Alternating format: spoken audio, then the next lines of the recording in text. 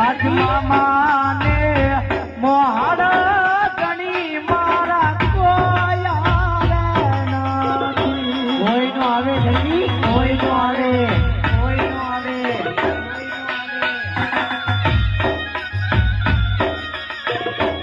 આયા મને છોડાવનારું નથી કોઈ ગણી મારા છોડાવનારું નથી કોઈ.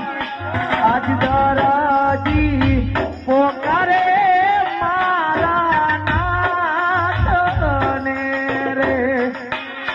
મારા ધણી જોજો આજ આપેલા વચન તો ભલામણા આપીને માણા ફરી જાય.